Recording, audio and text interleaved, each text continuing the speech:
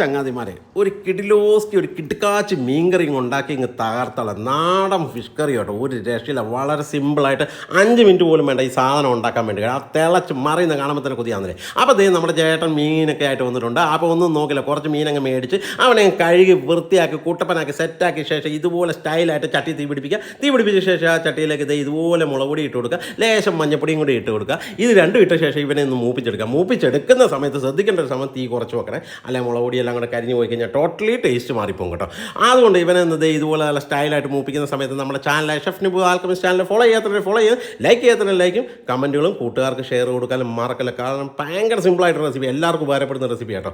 അവനൊന്ന് മൂത്ത് നല്ല സ്മെല്ല് വരുന്ന സമയമാകുമ്പോഴേക്ക് ഇതിന് മുകളിലേക്ക് ഇത് സ്റ്റൈലായിട്ട് വെള്ളം ഒഴിച്ചു കൊടുക്കുക. ആ വെള്ളം കൂടെ ഒഴിച്ച ശേഷം തീ ഒന്ന് കൂട്ടിയ ശേഷം ഇവനിത് ഇതുപോലെ ഒന്ന് മൂപ്പിച്ചെടുക്കുക.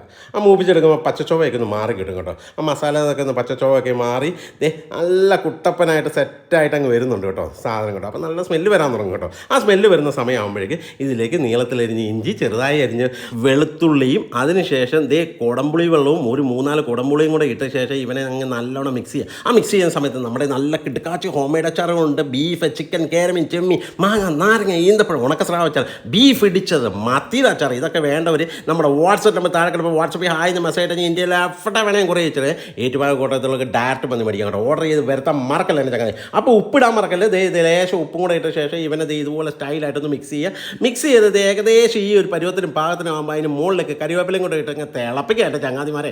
ആ തിളച്ച് വരുമ്പോഴേക്കും ഒരു സ്മെല്ല് വരാൻ തുടങ്ങും. ഒരു രക്ഷ. ആ സ്മെല്ല് വരുന്ന സമയത്തേക്ക് ആ കഴുകി വൃത്തിയാക്കി വെച്ചിട്ട് മീൻ എടുത്തത് ഇതുപോലെ സ്റ്റൈലായിട്ട് അറേഞ്ച് ചെയ്ത് സെറ്റ് ചെയ്യുക. ആ സെറ്റ് ചെയ്യുന്ന സമയത്ത് നിങ്ങൾക്ക് ഏറ്റവും കൂടുതൽ ഇഷ്ടമുള്ള മീൻ ഏതാണെന്ന്, മീൻ കറി ഏതാണെന്ന് ഒന്ന് കമൻറ്റായിട്ട് രേഖപ്പെടുത്തോ.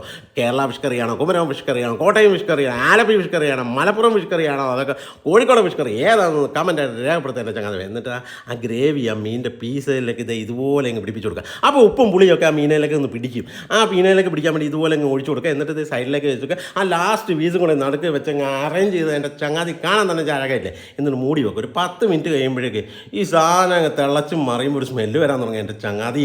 അവനങ്ങ് ഇതുപോലെ സ്ലോ മോഷൻ മിക്സ് ചെയ്യുക, അല്ലെങ്കിൽ പൊടിഞ്ഞു പോകും മീനായതുകൊണ്ട് സ്ലോ മോഷൻ മിക്സ് ചെയ്ത ശേഷം ആ തിളച്ച് മറിയുന്ന ഒരു പരുവ് ഒരു രക്ഷയിൽ എനിക്ക് വന്നിട്ട് രക്ഷയില്ല കേട്ടോ എൻ്റെ ചങ്ങാതിമാരെ. എന്നിട്ട് ഇതിലേക്ക് ഇതുപോലെ ഒന്ന് കറക്കി അങ്ങ് വെക്കുക എൻ്റെ ചങ്ങാതി. ആ കറക്കി അങ്ങ് വെക്കുമ്പോഴേക്കും ഒരു പ്രത്യേക കാര്യം പറയാനുള്ളത്, ലാസ്റ്റ് ഇതിലേക്ക് ലേശം വെളിച്ചെണ്ണ ഇതുപോലെ സ്റ്റൈറ്റായിട്ട് ഒഴിക്കുക. എന്നിട്ട് ലേശം കരുവേപ്പിലും കൂടെ വെച്ചിട്ട് എൻ്റെ ചങ്ങാതി ഇവനെ അങ്ങ് അടച്ച് വെച്ചിട്ട് തീ അങ്ങ് ഓഫ് ചെയ്തിട്ട് ഒരു 15 മിനിറ്റ് 20 മിനിറ്റ് കഴിയുമ്പോഴേക്കും മീൻകറി വേറെ ലെവലാട്ടോ എൻ്റെ ചങ്ങാതിമാരെ. ഉടായ്പ മീൻകറി ആണെങ്കിൽ സംഭവം പൊളിയാട്ടോ, ഒരു രക്ഷയില്ല. മീൻ വറ്റിച്ച് മാറിയിരിക്കും കേട്ടോ. എന്നിട്ട് നേരെ ആ ചട്ടിയായിട്ട് തണുത്ത ചട്ടിയായിട്ട് നേരെ ഇടുക. നല്ല ചൂട് ചോറിൻ്റെ മുകളിലേക്ക് അതിൻ്റെ അകത്തു നിന്ന് ഒരു പീസും കൂടെ എടുത്തിട്ട് ആ പീസിൻ്റെ ഇച്ചിരി ഗ്രേവിയും കൂടെ എടുത്ത് ചൂട് ചോറിലേക്ക് അങ്ങ് വെക്കുക. എന്നിട്ട് നമ്മുടെ അച്ചാർ വരുത്തുക. നല്ല കിടുക്കാച്ച അച്ചാറുകൾ വരുത്തിച്ച് സൈഡിലേക്ക് വെച്ചിട്ട് ആ ചോറിൻ്റെ കൂടെ ഇളക്കി ഒരു പിടുത്തം പിടിച്ച സ്വർഗം മാമ സ്വർഗം. അപ്പോൾ പ്രത്യേകം പറയുന്നത് നമ്മുടെ സ്പെഷ്യൽ ഹോം മെയ്ഡ് അച്ചാറാണ്. പ്രിസർവ് ഒന്നും ചേർക്കാതെ നമ്മൾ ഉണ്ടാക്കിയെടുക്കുന്ന കിട്ടുക്കാണ്. പ്രോൺസ്, ഉണക്കസ്രാവിൻ്റെ അച്ചാർ, ബീഫ് ഇടിച്ചൊക്കെ, അങ്ങനെ മത്തിയുടെ അച്ചാർ, കൊഴുവ, അങ്ങനെ വെറൈറ്റികളാണ്. ഒന്ന് നോക്കണം. നമ്മുടെ വാട്സപ്പിൽ ഹായ് എന്ന് മെസ്സേജ് ഇട്ടോ. ഇന്ത്യയിലെ എവിടെ വേണമെങ്കിൽ കുറേ ഏറ്റുമാനൂരിലൊക്കെ ഡയറക്റ്റും വന്ന് മേടിക്കാൻ ചങ്ങാതിമാരെ.